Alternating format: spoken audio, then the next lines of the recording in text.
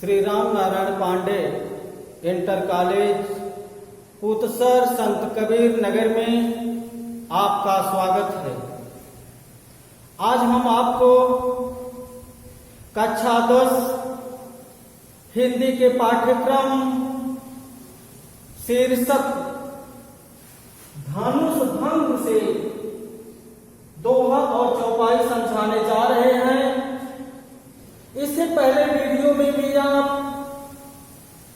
शीर्षक धनुष भंग से अध्ययन कर चुके हैं। संदर्भ देखिए, प्रस्तुत पद्यांश हमारी पाठ्य पुस्तक हिंदी खंड काव्य के शीर्षक धनुष भंग से दिया गया है। इसके रचयिता गोस्वामी तुलसीदास जी हैं। ये पंक्तियां रामचरितमानस के बाल कांड से ली गई हैं। पद्यांश संख्या 13 देखें, जिसमें दोहा है, प्रभु चितई पुनि चितौ महि राजत लोचन लोल खेलत मन से जमीन जुग जन विधु मंडल डोल। उपरोक्त पंक्तियों में आपने पढ़ा कि सीता जी श्री राम के कोमलता, उनके सुकुमारता और शिव जी के विशाल धनुष की कठोरता को देखकर अत्यधिक व्याकुल हो गए। उनका एक एक निमिष का समय एक एक युग के समान व्यतीत हो रहा था। सीता जी श्री राम के रूप को अपलक देखते हैं और पुनः पृथ्वी को देखते हैं। सीता जी के नेत्रों का बड़े ही मनोवैज्ञानिक ढंग से इस दोहे में वर्णन किया गया। ये रहा इस दोहे का प्रसंग। एक आप प्रभु चितई पुनि चितौ महि। चितौ शब्द का अर्थ होता है देखना, महि शब्द का अर्थ होता है पृथ्वी, लोचन शब्द का अर्थ होता है नेत्र, राजत शब्द का अर्थ होता है शोभायमान सुंदर, मानसिक शब्द का अर्थ होता है कामधेनु। मानस धन जो बराबर होता है मानसिक।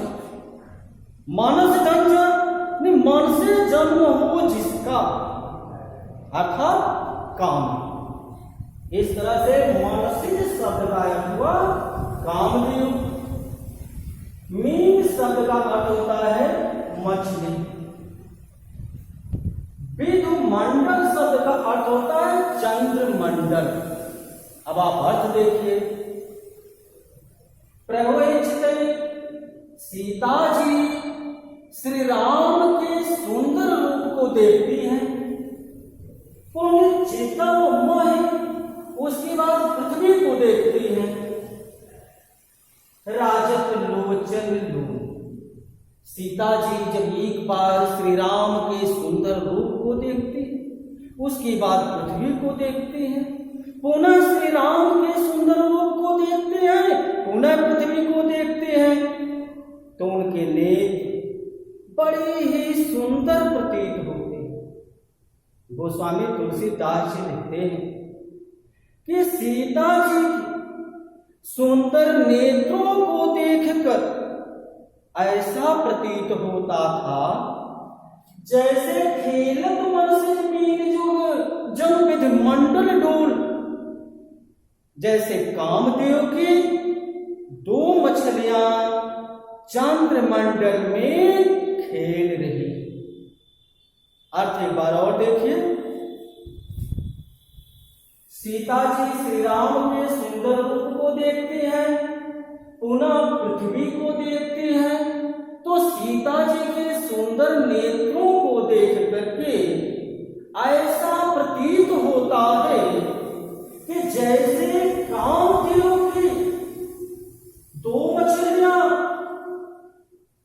चंद्रमंडल में खेल रही है। प्रस्तुत दोहे में सीता जी के नेत्रों की समानता कामदेव की दो मछलियों से किया गया है और उनके सुंदर मुख की समानता चंद्रमंडल से किया गया है। प्रस्तुत दोहे में उत्प्रेक्षा अलंकार की बाहुल्यता है। अब आपको ले चल रहे हैं पद्यांश संख्या 14 की ओर, जहां छंद में चौपाई है। गिरा अलिमुख पंकज रोकी, प्रकट निलाज निशा अवलोकी, लोचन जल रह लोचन कोना, जैसे परम कृपन कर सोना। गिरा अलिन, गिरा शब्द का अर्थ होता है बाणी, अलिन शब्द का अर्थ होता है भ्रमरी, जबकि अल शब्द का अर्थ होता है भ्रमर। तो यहां अलिन शब्द का अर्थ होता है भ्रमरी। पंकज शब्द का अर्थ होता है कमल, पंक धन जौ। यहां पंक शब्द का अर्थ होता है कीचड़ और जौ से होता है जन्म लेना। कीचड़ से जन्म हुआ वो जिसका, पंकज, पंकज नीरज तोयज अंबुज। तो पंकज शब्द का अर्थ होता है कमल। प्रकट शब्द का अर्थ होता है प्रस्तुत करना। निशा शब्द का अर्थ है रात्रि। अवलोकी शब्द का अर्थ होता है शेष। यहां आप देखें, कृपण शब्द का अर्थ होता है कंजूस। अब आप अर्थ देखिए, गिरा अलिन मुख पंकज रोकी, प्रकट न लाज निशा अवलोकी, लोचन चल रह लोचन कोना, जैसे परम कृपन कर सोना।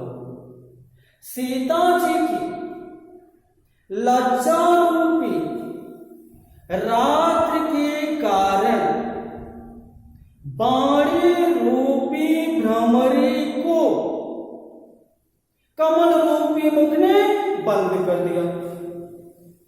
एक बार और समझिए, सीता जी की लज्जा रूपी रात्रि के कारण बाणी रूपी भ्रमरी को मुख रूपी कमल ने क्या किया, बंद कर दिया। अर्थात सीता जी लज्जा के कारण अपने मन की बात को दूसरों के समक्ष प्रस्तुत न कर, अपनी बात को, अपने हृदय की बात को, मन की बात को दूसरों के सामने प्रस्तुत नहीं कर पाए। लोचन चल रहे लोचन कोना, लोचन शब्द का अर्थ होता है नेत्र। लोचन चल रहे लोचन कोना, जैसे परम कृपन कर सोना। सीता जी ने अपने आंसुओं के बूंदों को आंखों के कोरों में इस प्रकार छिपा लेती हैं, जैसे कोई कंजूस व्यक्ति सोना छिपा लेता है। सीता जी लोचन चल रहे लोचन कोना, जैसे परम कृपन कर सोना। सीता जी के हृदय में तो दुख है, उनकी आंखें नम है, आंसू निकलने वाले हैं, लेकिन सीता जी अपने आंसुओं के बूंदों को आंखों के कोरों में इस प्रकार छिपा लेती हैं, जैसे कोई कंजूस व्यक्ति सोना छिपा ले। पहले भी हम आपको बताएं, कृपण शब्द का अर्थ होता है कंजूस।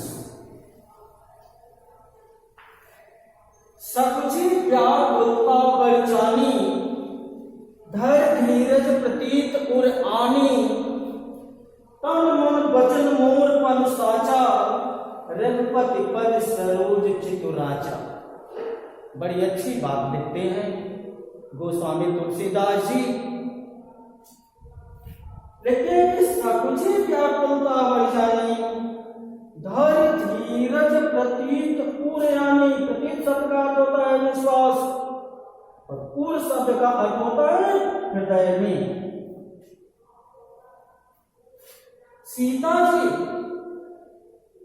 अत्यधिक व्याकुल थे, अपने हृदय में एक विश्वास रखे, धैर्य धारण। क्या विश्वास था उनका? निचली पंक्ति में देखिए, ताना मन वचन मोर पन साचा, रघुपति पद सरोज चितुराचा। यही विश्वास था सीता जी का। सीता जी अत्यधिक व्याकुल थी, अपने हृदय में धैर्य धारण करके मन में विचार करने लगे। क्या विचार करती हैं? कि तन मन वचन मोर पन साचा, कि हे प्रभु, हे श्याम सुंदर, हे नारायण, हे श्री राम, यदि आज तक मैंने अपने मन से, शरीर से, वचन से यदि मेरा प्रेम प्रभु आपके कमलवत चरणों में है, तो आज तो भगवान सकल उर्वासी करहि मोहि रघुवर कैदास। ईश्वर से प्रार्थना भी करती हैं, कहती हैं कि हे प्रभु, हे दीन दयाल दया की सागर कृपा सिंधु पार ब्रह्म परमेश्वर दीनानाथ, यदि आज तक हम अपने सच्चे मन से, तन से और वचन से हमारा सच्चा प्रेम श्री रामचंद्र जी के कमल व चरणों में रहा है, तो हे नारायण, आज मैं आपसे निवेदन करती हूँ, प्रार्थना करती हूँ कि मुझे श्री राम के कमलवत चरणों की दासी बना दीजिए। यहां दासी से अर्थ अर्धांगिनी का है, पत्नी का है। जिनके जिन पर सत्य स्नेह, इसमें आप अध्याय संख्या 15 पढ़ रहे हैं। तुलसीदास जी लिखते हैं कि जिनके जिन पर सत्य स्नेह, सोते मिलई न कछु संदेह। सीता जी मन में विचार करती है। क्या विचार करती हैं? कि जिनके जिन पर सत्य स्नेह, स्नेह शब्द का अर्थ होता है प्रेम। सीता जी मन में विचार करती हैं कि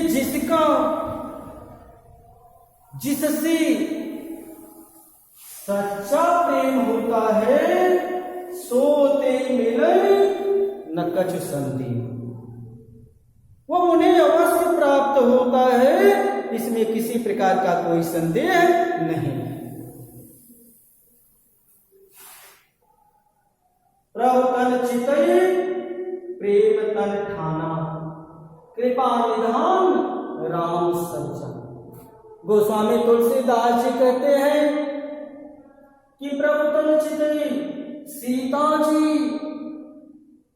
श्री रामचंद्र जी के सुकुमार शरीर को देख रही और देखने के बाद मन में विचार क्या करते हैं? प्रेम तन ठाना, और श्री राम के कमलवत चरणों में उनका प्रेम और बढ़ जाता है। कृपा निधान राम सब जाना। सीता जी व्याकुल हो रही है, उनका तन मन वचन, उनका जीवन, उनका सर्वस्व श्री राम के कमल व चरणों में समर्पित हो रहा है। और उस व्याकुलता को मर्यादा पुरुषोत्तम श्री राम कृपा निधान समझ गए कि सीता जी कितनी व्याकुल है।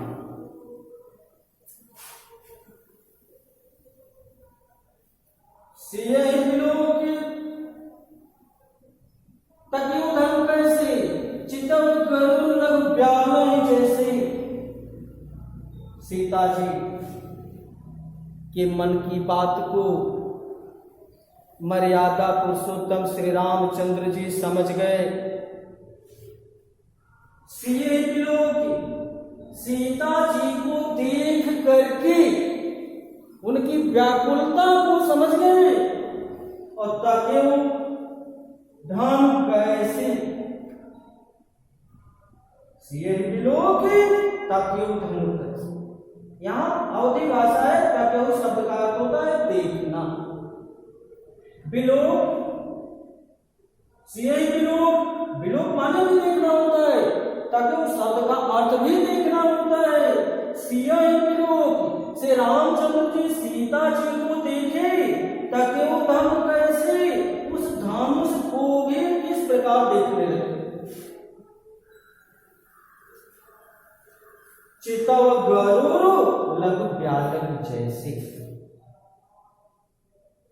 आनंद कंद भगवान श्री रामचंद्र जी एक बार सीता जी को देखे, उनकी मन की व्याकुलता को समझ गए। उसके बाद शिव जी के विशाल धनुष को इस प्रकार देखने लगे जैसे कोई गरुड़ पक्षी किसी सांप की बच्ची को देखता। पद्यांश संख्या 16 लिखिए। छंद में दोहा है। लखन समन ताक्यो हर को दंड, कुल की बात बोले वचन चरण चाप ब्रह्मण। इधर लक्ष्मण जी लखन लख्यो शब्द का अर्थ ही देखना होता है। हर माने शिव होता है, कोदंड शब्द का अर्थ होता है धनुष।